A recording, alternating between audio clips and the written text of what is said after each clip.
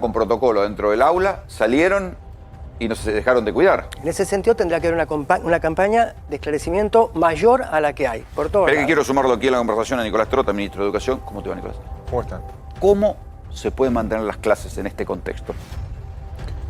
Primera instancia, ser conscientes que todo lo que hagamos fuera de la escuela también repercute en la escuela. Claro. ¿No? Entonces ahí vemos que los espacios institucionales son los que se pueden desplegar los protocolos, que hace algunas semanas criticaban que eran muy estrictos, pero es parte del desafío que nosotros teníamos.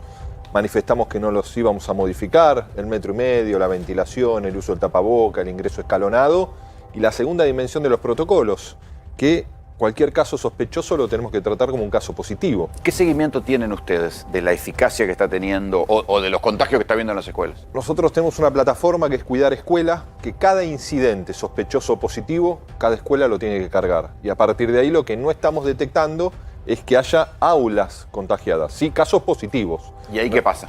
¿No se aísla todo el aula? Se aísla todo el aula, pero lo que no estamos viendo es que hay 2, 3, 4 chicos de un mismo aula. Uno. Hay uno, o un docente. O sea, ¿no? que Porque ahí hay una alerta temprana. hay una alerta temprana, pero lo que está pasando es, recién yo caminé 2 cuadras para llegar acá y los bares están explotados. Te digo otra cosa, yo tengo nenas en edad escolar y la primera semana, invitación al cumpleaños.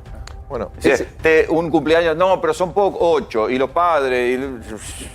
tenemos un consenso, priorizar la presencialidad cuidada, pero tenemos que lograr hacer conjugar esa presencialidad cuidada con una base epidemiológica que lo permita, ¿no? Entonces, a partir de allí es muy importante para la familia ser conscientes que sostener el esfuerzo institucional, el esfuerzo de las familias de cuidarnos dentro de la escuela, implica cuidarnos cuando vamos a buscar a nuestros hijos a la escuela. De la escuela a casa y de casa a la escuela. Sí, y en la puerta de la escuela, lo que peor ha funcionado es el ingreso escalonado, porque no se cumplen en la puerta el distanciamiento, el uso del tapaboca, y después fuera de la escuela, porque eso termina repercutiendo en la escuela. Sí notamos, ¿no?, en todo el crecimiento, ¿no?, el crecimiento de los contagios en niños y adolescentes está por debajo del promedio del resto de la población. Sí, pero las ¿no? nuevas cepas atacan a los pibes. Bueno, y ahí, ¿qué observamos? De 20 en adelante, de 20 a 30, de 30 a 40, es donde hay mayor crecimiento. Eso también lo asociamos a, nos dicen los especialistas, ustedes ya factores... ¿El sistema educativo ya está registrando un mayor incremento de contagios en los jóvenes? No, en los jóvenes, pero que están fuera del sistema escolar. Universitarios, digamos. Sí, que no están teniendo presencialidad. El sistema universitario es por la vida privada. Es por fuera. No, porque la universidad, en la inmensa mayoría de los casos, está sosteniendo la virtualidad o la distancia. No, sí tenemos presencialidad en la educación obligatoria, inicial, primario y secundario, pero en la inmensa mayoría del sistema universitario está sosteniendo la distancia. A pesar de eso, hay un crecimiento, como ocurre en el resto de la sociedad. Ahora, los sectores que más está creciendo es en los jóvenes. ¿Las provincias pueden cerrar, tienen potestad para cerrar ellas las clases, si les parece? La decisión de poner en suspenso la presencialidad es de cada jurisdicción. Ahora, gobernador o gobernadora, ¿qué consenso hemos llegado? Priorizar la presencialidad, y llegado el momento de tener que cerrar o suspender la presencialidad, hay 2 aspectos a tener en cuenta. Por un lado, tomar medidas restrictivas previamente en otros sectores de nuestra cotidianeidad. Es más importante para nosotros priorizar la presencialidad que los aspectos recreativos. Y es ahí donde también se ven los contagios, porque en un bar no se cumplen los protocolos.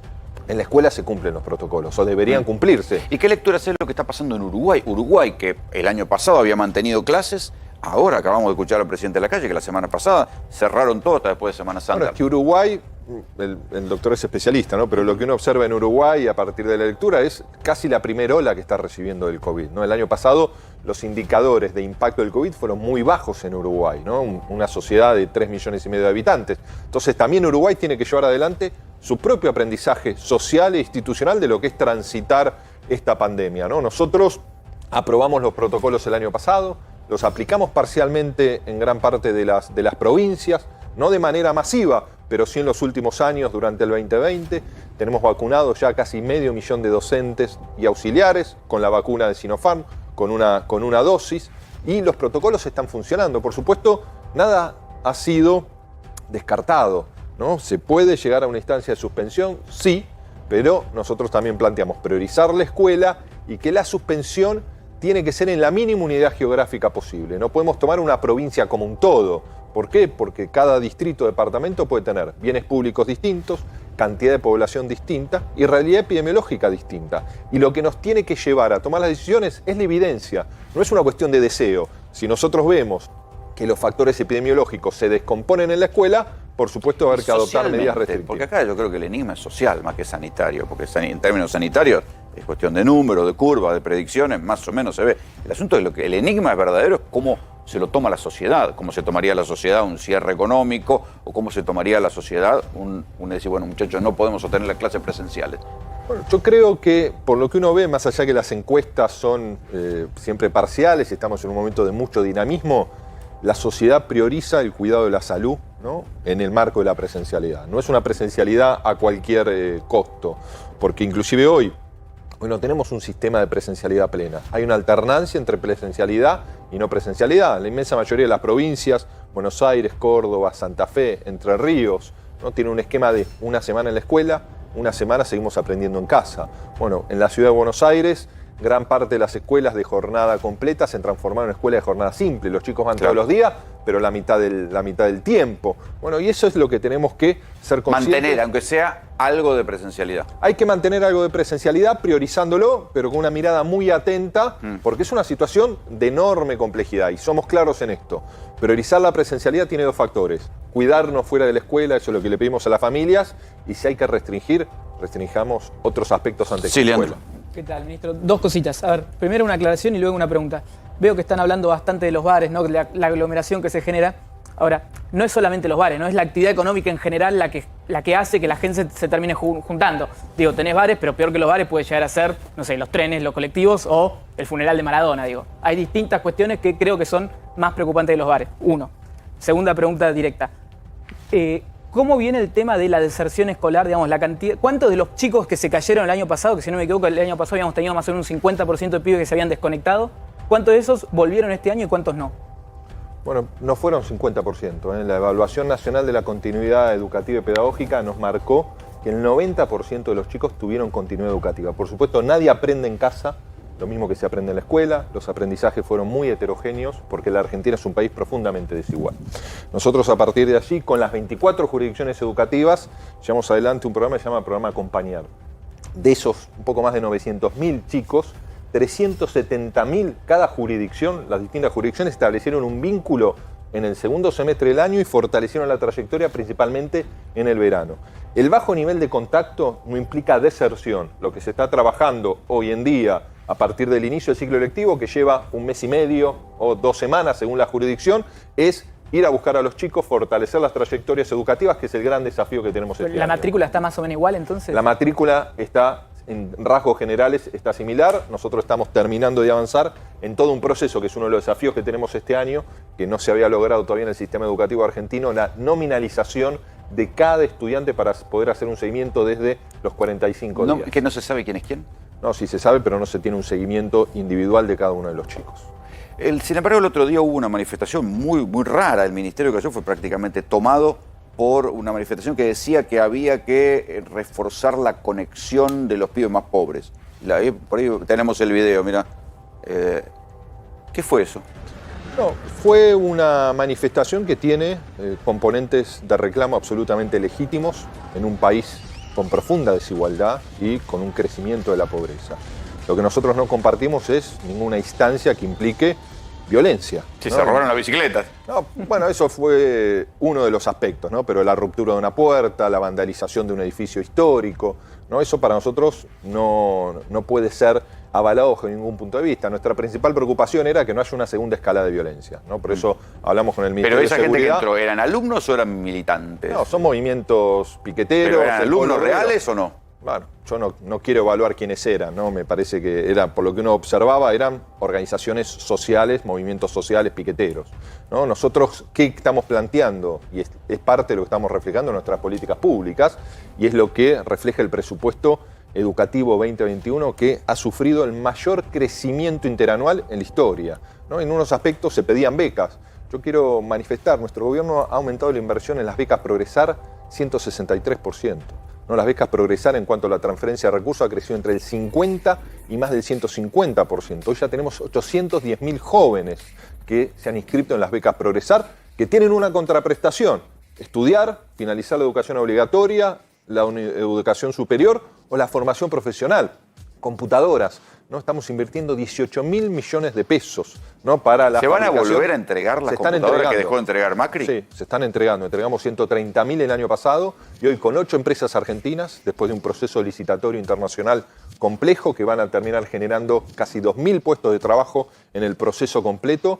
8 empresas argentinas, ¿no? 4 de ellas en Capital Federal, otras en el resto del país, están fabricando computadoras a partir de esta inversión, que es un enorme esfuerzo fiscal, pero también sabemos que es un primer paso, porque es una gota en el océano. Tenemos 11 millones de estudiantes en la educación obligatoria, de los cuales la mitad de ellos están en una situación de pobreza. Bueno, se conocieron las cifras de pobreza. Por supuesto. Esta semana, y buena parte, la mitad de la población, más o menos, está en situación de pobreza. De los niños y adolescentes, más de la mitad. Por Entonces, ¿qué deja claro esta pandemia?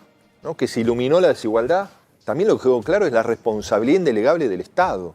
Hay una nueva desigualdad que se hizo evidente, que todos conocíamos, pero se puso claramente sobre la mesa, que es el acceso a la conectividad. Tanto un precio justo de acceso a la web, como también a la herramienta tecnológica, la netbook y la computadora. Y en el sector popular, lo tiene que garantizar el Estado. Eso se hizo hasta que se descontinuó Conectar Igualdad, que fue un programa muy importante. La gestión de Macri abandonó ese programa, no en vano. No solo encontraron las computadoras.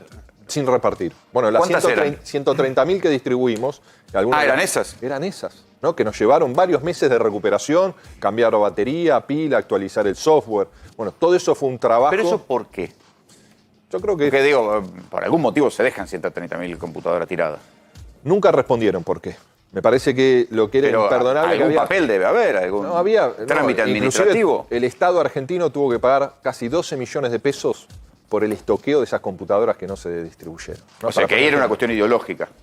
Se cambió el política. modelo. Yo creo que era una cuestión ideológica y de falta de capacidad de gestión que Pero tuvo. ¿no distribuyeron más computadoras? En la gestión de Macri, en los 4 años de Macri, se distribuyeron 800.000 computadoras, que dejaron de ir a los estudiantes para ir a gabinetes en las escuelas. Ahora, lo que es extraordinario, que cuando nosotros hacemos todo el análisis de cómo fue el proceso de distribución, las computadoras se distribuyeron, ¿no? Ya habían perdido las elecciones, entre septiembre, octubre y noviembre se distribuyeron 600.000 computadoras. La inmensa mayoría se distribuyeron esos 3 Para meses. las elecciones. No, después de las elecciones, ya habían perdido, pero tuvieron un grave déficit en lo que era la gestión para llegar con las computadoras a las escuelas. Nosotros las distribuimos el año pasado, hicimos todo este proceso de licitación pública, se están empezando a fabricar computadoras nuevamente en la Argentina y es la responsabilidad que tiene el Estado. ¿Se Pero puede educar en la pobreza con estos niveles de pobreza? ¿Se puede educar Se debe razonablemente? En se alguna debe. época la Argentina pudo. No, se debe, es nuestra responsabilidad indelegable y yo creo que tenemos que dar el debate de la realidad tan urgente en el presente y pensar la escuela que queremos para el futuro. ¿Tenés alguna cifra de como cuánto la escuela hoy alimenta a los pibes? Hoy tenemos 3 millones de chicos y chicas, ¿no? que reciben los módulos de alimento en el sistema educativo argentino. Que comen en la escuela. Comen en la escuela, una comida al hoy no menos. están comiendo Una o en la dos comidas. escuela, hoy no están comiendo en la escuela, hoy lo que se retiran son los Sí, módulos bueno. de alimento, efectivamente. Una o dos comidas. No, depende de la escuela, ¿no? Hay escuelas que tienen desayuno y que tienen almuerzo y también tienen un suplemento por la tarde, ¿no? Entonces eso se transforma inicialmente en viandas, luego se transformaron en módulos de alimento, que es lo que está vigente, que es, según la jurisdicción, cubre 1 o 2 semanas, que son las bolsas de alimento que están entregando y entregaron las escuelas durante el 2020. Está bien, pero cuando había comedores, iba y comía el pibe. Ahora Sí. come la familia. La escuela le está dando un módulo de alimento, en algunos casos reforzado, que cubre la comida del chico, además de lo que fue el despliegue del Estado Nacional a partir de la tarjeta alimentar, ¿no? Y al mismo tiempo el fortalecimiento que se hicieron de los comedores comunitarios, ¿no? Recordemos que la primera iniciativa de nuestro gobierno, en una Argentina tan lejana ya que es la de la prepandemia, fue el plan de lucha contra el hambre, con una inversión inicial de 70.000 millones de pesos, ¿no? Y ese fue el despliegue de la tarjeta alimentar. Y en la gestión que yo quiero plantear esto como un eje de lo que tiene que ser un cambio de paradigma de cara al futuro para nuestro país. En los 4 años de Macri, la inversión en cabeza del Estado Nacional en materia educativa cayó el 33%. ¿No? Y eso es un enorme retroceso. Y es un número que no lo dimos nosotros, no lo dice solo el Estado, lo dicen Cayó organizaciones... comparado con la inflación. No, en términos globales, sí, no, en términos globales, no comparado con la inflación, sobre el peso sobre el Producto Bruto Interno, ¿no? Y eso es un enorme retroceso. Teníamos una ley, que era la Ley de Financiamiento Educativo, que se abandonó en la gestión de Macri. Cuando nosotros decimos, ¿cómo va a caer 33%? Un tercio de la inversión, bueno, fueron menos computadoras, menos libros, menor inversión en el salario, en la formación de nuestros docentes. Y nosotros queremos plantear, porque lo dijo el presidente el 1 de marzo, este año, en un año electoral, para poder también generar los consensos con todas las fuerzas políticas, una ley de financiamiento, una ley de justicia o equidad educativa. Hablando de equidad educativa, ¿no habría que avanzar en la doble escolaridad para todos? Es un gran desafío que tenemos, principalmente. Digo, las escuelas privadas son casi todas doble escolaridad, Sí. y ahí hay un hándicap después que después de más horas de escolarización, un pibe que sale de la educación privada está muy por encima de un pibe que fue una jornada. Hay dos componentes para nosotros fundamentales en el desafío que tenemos. Por un lado, avanzar en la escolarización temprana, ¿no? Sala de 4 está casi universalizada. Tenemos que, y es nuestra mirada, no hay consenso unánime, pero por lo menos es nuestra mirada, la obligatoriedad de la sala de 3 y poder universalizarla. Y en segunda instancia, esto que vos hablás, la jornada completa, la jornada extendida, principalmente la escuela secundaria, que es donde tenemos el mayor desafío, en la terminalidad, ¿no?, de la escuela secundaria. Porque abandonan muchos entre los 14 y los 15. Es el 50%.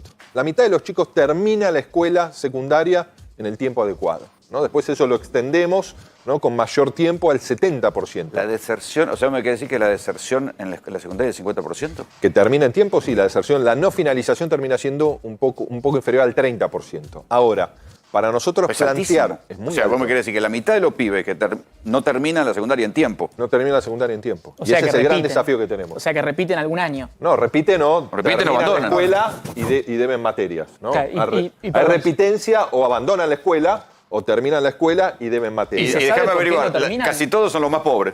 Por supuesto. Pero ahí el desafío... Y ahí se convierten en los niní. Sí, que yo no creo que sean niní. Son sin. Porque niní implica una carga de ni estudia ni trabaja individual. Ningún chico decide abandonar la escuela.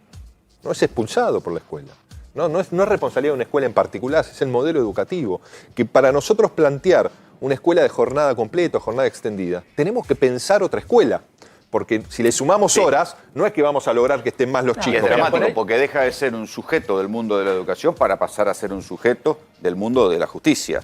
Sí, Porque o de la justicia de ahí o de la... o de la- termina o del trabajo negro o, del delito. o de la poca perspectiva para un futuro mejor. Entonces es ahí donde nosotros tenemos que generar las políticas necesarias que van de la mano también de asociar, y es el gran desafío que nosotros tenemos en la escuela secundaria, al mundo del trabajo. ¿Tienen algún Y plan que- para contener a los pibes que no se vayan de las escuelas? Sí, por supuesto. Olvídate de la pandemia, supone que un día Nosotros termine para esto. los jóvenes- ¿Cómo haces para que no se te vayan Para los a jóvenes- la marginalidad, para los a la jóvenes- cerveza? Para los jóvenes nosotros el gran desafío que tenemos y que estamos desplegando es trabajo y educación. Las becas Progresar para nosotros son un punto central en ese sentido, que ahí es el Estado con la comunidad organizada para extender la capacidad de respuesta, ¿no? Hay muchos jóvenes que han terminado la escuela secundaria o no la han terminado y no tienen herramientas para enfrentar el mundo del trabajo. Y ahí nosotros es una beca, pero tan importante como la beca Progresar es generar la oferta de la formación profesional y el acompañamiento de la trayectoria educativa. Sí, Leandro. No, digo, tal vez el problema es el modelo económico. Digo, o sea, los pibes te abandonan el colegio porque tienen hambre, ya en la casa necesitan guita y el pibe tiene que salir a laburar. Entonces, no pasa solo por la cuestión de la escuela. O sea, hay una situación harto compleja con la mitad del país pobre, en donde en esas casas, por ahí, digamos, con el ingreso del jefe de familia no alcanza, con el ingreso de la madre no alcanza, y el pibe de 14 años tiene que salir a hacer cosas que lo obligan a salir del colegio. Entonces, no va solo por la cuestión, o sea, como decís vos, metés más horas. Y si seguimos haciendo los mismos mamarrachos macroeconómicos, no va a alcanzar. Podés poner jornada de 24 horas y vas a tener deserción igual. Primero, yo comparto en un 100% que, y siempre nosotros lo repetimos, lo que ocurre en las cocinas de nuestros hogares impacta a lo que ocurre en nuestras escuelas, ¿no? Y eso es fundamental. Digo, no hay capacidad de pensar que podemos tener una transformación positiva en el sistema educativo si no es acompañado de un proceso de recuperación social de la Argentina, ¿no? Y Pero económica, social sí y o sí, económica, y desarrollo, por supuesto, digo, en todos los O sea, términos. no Cuando decimos- tiene que quedar como un segundo plano. Económica, sí o sí. Cuando- El PBI cayó 10%, la Cuando mitad del país es hablamos pobre. de social, sí o sí, económica. digo, no hay desarrollo social si no hay desarrollo de la economía y generación de empleo, ¿no? Eso impacta en lo otro, ¿no? Y eso nos parece que es un punto central. ¿Qué ocurre? Argentina trastabillaba y nos golpeó la pandemia. Ahora, ¿no? qué Y- país raro, porque al mismo tiempo la UBA sigue siendo una universidad de excelencia. Sí, pero yo creo que... Nuestra educación retrocede en números macro y tenemos... Pero yo creo que también tenemos una escuela pública de excelencia en el concierto del complejo que tenemos ahora. No sé si ¿Sí? todavía. ¿Cómo? Yo creo que sí, yo creo que sí. Mira, nosotros, la mayor parte Te de la lo digo gente yo que llega... hice toda mi formación en Sí, escuela yo pública. también, yo también. Yo creo Primaria, secundaria y facultad. Yo rescato muchísimo lo que es la escuela pública, lo que se ha hecho, lo que se trata de hacer. Con correcciones habrá cosas que corregir, pero realmente cuando yo veo estudiantes de Facultad de Medicina, en materia está en tercer año, la inmensa mayoría viene de la escuela pública. Ok, es verdad, hay un sector que no llega, que es el sector más humilde. Bueno, eso tiene que ver con las desigualdades del país y coincido con lo que decís. No es un asunto únicamente la educación. ¿Tienen evaluaciones como para saber si la escuela pública todavía provee a alumnos bien educados, bien formados? Sí, primero, El debate famoso de las escuelas pero igual, PISA, de las test la PISA. diferencia en las instancias de evaluación no es marcada entre la educación de gestión privada y la educación de gestión estatal. Digo, lo que sí tenemos, el eje de la transformación educativa y social se vincula a la realidad de exclusión en la que están nuestros chicos y chicas. Eso es lo que el mayor componente. La escuela termina siendo un reflejo del lugar donde está emplazado. Y nosotros, por ejemplo, tenemos un sistema universitario de educación superior que es un ejemplo, en términos globales, no solo la Universidad de Buenos Aires. Tenemos 57 universidades nacionales que apuestan por la creación de conocimiento, por la transferencia tecnológica, por la formación de profesionales. Universidades que más del 95% son los primeros en su familia en acceder a un título universitario. Moreno, Jaureche, José C. Paz, Hurlingham, para mencionar algunas. Bueno, todo eso implica también ser consciente del desafío que tenemos. Y el gran desafío de nuestra sociedad hoy, por supuesto, se vincula al desarrollo de nuestro país, a la creación de riqueza en nuestro país, ¿no? A la generación de empleo, pero por supuesto a enfrentar la profunda desigualdad. Y ese es el desafío que tenemos, que va de ambas manos en una situación de enorme complejidad como es la pandemia, con un retroceso económico, ¿no? Muy marcado. Histórico. Histórico. Histórico. Récord. Ministro, gracias por venir. No, muchas gracias Jorge, a usted. gracias por venir. Gracias. Quiero volver al tema de lo que está pasando con la justicia. Recién hablábamos de lo que se conoció, los registros de los accesos a Olivos. Esos registros